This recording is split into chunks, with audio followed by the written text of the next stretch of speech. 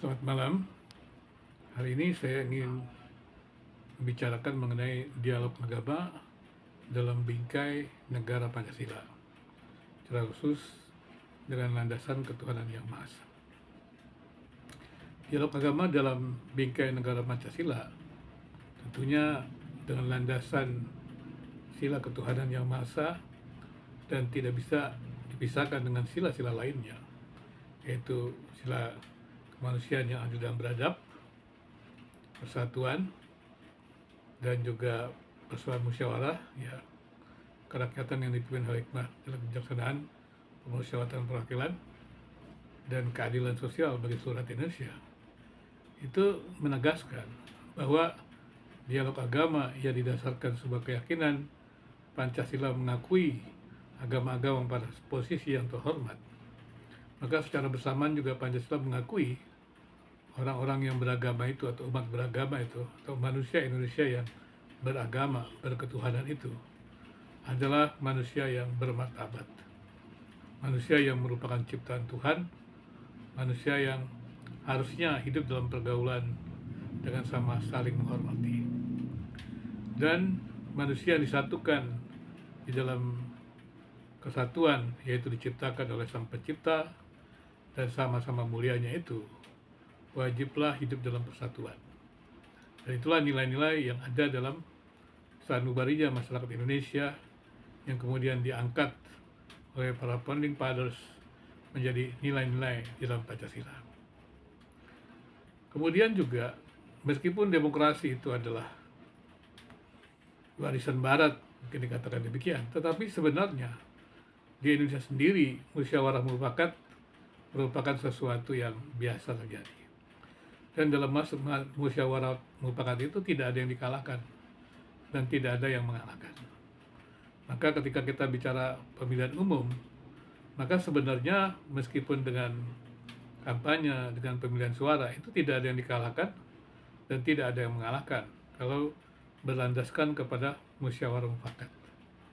Artinya adalah kita mengakui bahwa secara musyawarah mufakat negara ini menggunakan demokrasi dan kemudian juga menggunakan kampanye, pemilihan kepala daerah, pemilihan presiden, pemilihan wakil-wakil, dan semuanya adalah dicalonkan berdasarkan adanya musyawarah mufakat. Dan mereka-mereka yang dicalonkan itu sebenarnya adalah pilihan masyarakat Indonesia. Maka ketika di antara mereka menang, maka tidak ada yang mengalahkan dan tidak ada yang dikalahkan. Karena memang yang mengajukan adalah rakyat Indonesia, yaitu dari partai politik. Dan kemudian partai-partai itu kan juga menjadi wakil rakyat untuk bisa menseleksi calon-calon terbaik. Jadi ketika terjadi pemilihan kepala daerah juga pemilihan umum, maka mereka yang menang itu tidak mengalahkan dan tidak dikalahkan. Kenapa demikian? Karena memang semuanya adalah untuk kepentingan masyarakat Indonesia. Jadi pemilihan dengan suara terbanyak pun merupakan sebuah kesepakatan, yaitu semua calonnya disepakati layak untuk hadir, dan kemudian ketika salah satu yang terpilih pun dengan suara terbanyak sekalipun, itu adalah sebuah kesepakatan. Itulah adalah musyawarah mufakat, ya. Dalam arti kata semuanya setuju siapapun yang terpilih menjadi kepala daerah tersebut. Jadi dengan demikian musyawarah mufakat itu dalam kehidupan manusia tidak mengalahkan dan tidak dikalahkan. Maka dalam dialog agama-agama, maka harusnya juga demikian. Tidak ada agama yang bisa mengalahkan yang lain atau yang merasa dikalahkan. Jadi dialog agama itu bukan menunjukkan klaim-klaim absolutisme agama, meskipun agama-agama itu memang ada identitas yang membedakannya. Tapi saya selalu mengatakan identitas keberbedaan agama itu mesti ditempatkan dalam nilai-nilai inklusif agama-agama. Artinya nilai-nilai kebersamaan, nilai-nilai kesatuan umat manusia. Maka keperbedaan itu adalah sesuatu kekayaan. Tidak ada di dunia ini yang diciptakan sama. Manusia tidak ada yang sama, meskipun merupakan anak kembar. Tetap ada perbedaannya. Tapi perbedaan itu justru menjadi kekayaan dan bisa belajar bersama. Maka dialog agama dalam negara Pancasila artinya adalah kita tidak boleh mengklaim diri agama yang paling benar dan kemudian menegasikan yang lain dianggap kurang benar. Dan juga tidak boleh ada klaim-klaim absolutisme seakan-akan kita yang paling benar, paling murni dan segalanya dari yang lain. Karena kita bukan menjadi hakim, namanya juga dialog.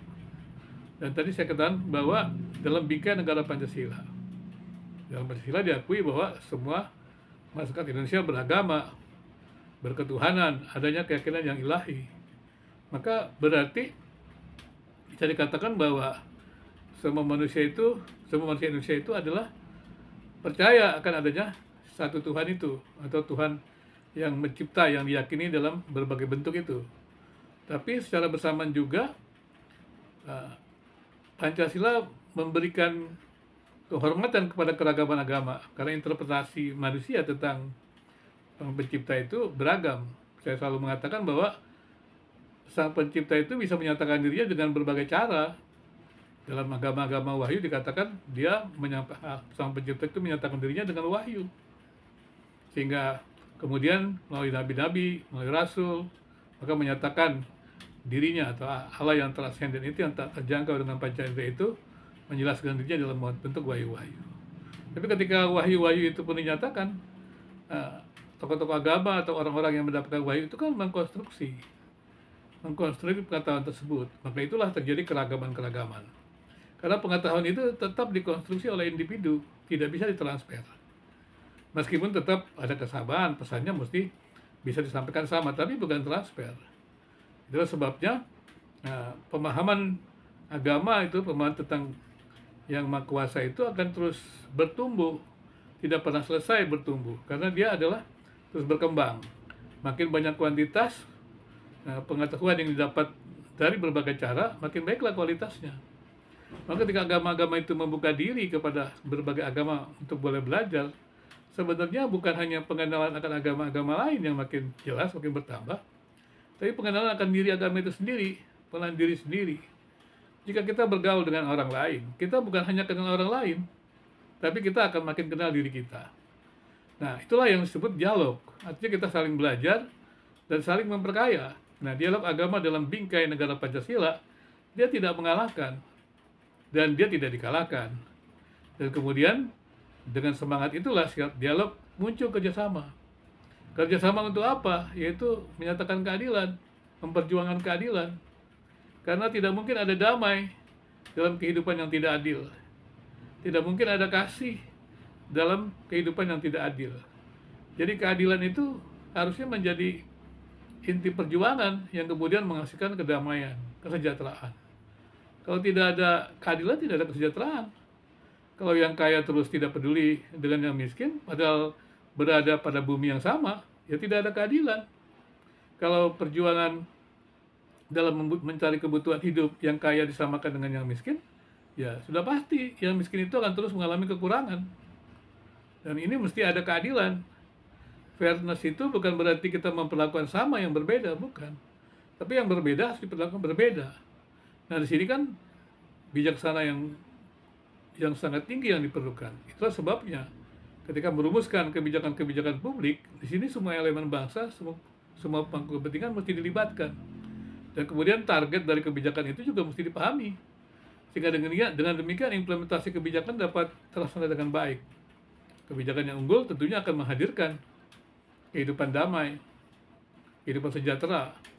Karena kebijakan itu sendiri itu memang menjadi dasar bersama-sama. Nah, masyarakat itu bekerja bersama, membangun kehidupan bersama.